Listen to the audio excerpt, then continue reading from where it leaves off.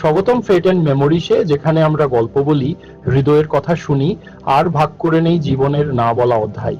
আমার ভিডিও আপনার ভালো লাগলে লাইক দিন, আপনার মতামত জানাতে ভুলবেন না, আর আমাদের সাথে থাকুন নতুন নতুন গল্প শুনতে। আমাদের যাত্রার আপনিও অংশ নিন, ফেট অ্যান্ড মেমোরিসের পরিবারে যোগ দিন। সাবস্ক্রাইব করুন আর বেল আইকনটি চাপুন যেন নতুন গল্প কখনো মিস না করবেন। চলুন আজকের গল্প শুরু করা যাক।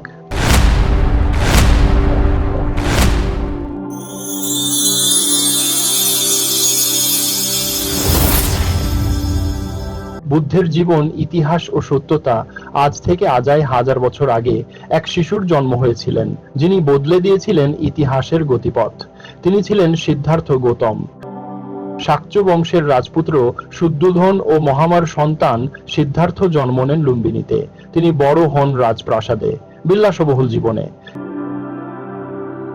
কিন্তু একদিন জীবনের কঠিন সত্য তাকে নাড়া দেয়। বৃদ্ধ, রোগ, মৃত্যু এসব দেখে তিনি উপলব্ধি করলেন জীবনের আসল সত্যকে। তিনি সমস্ত বিলাসিতা ত্যাগ করে বেরিয়ে পড়লেন মুক্তির সন্ধানে।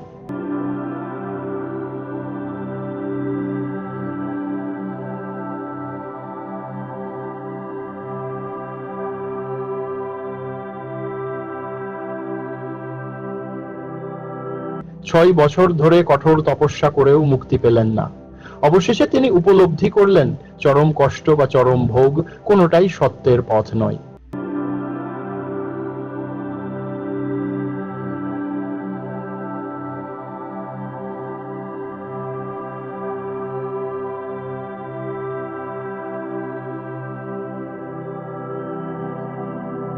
তিনি মধ্যমর্গের পথ নিলেন। গয়া শহরের বোধি বৃক্ষের নিচে গভীর ধ্যানে ৩০ রাত কাটানোর পর সিদ্ধার্থ গৌতম হয়ে উঠলেন বুদ্ধ। আলোক অপ্রাপ্ত বুদ্ধ তার নতুন পথের কথা প্রচার করতে শুরু করলেন।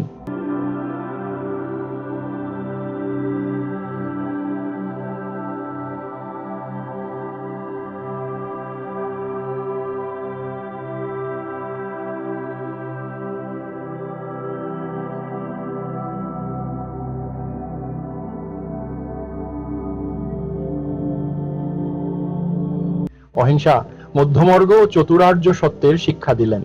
মুদগোল জৈন সহ বহু মানুষ তার শিষ্য হয়ে উঠল।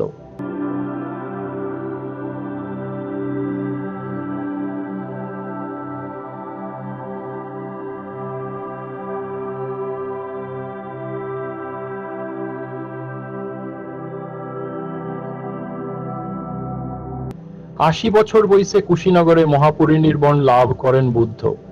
কিন্তু তার শিক্ষা অমর হয়ে রইল, আজও আমাদের পথ দেখায়।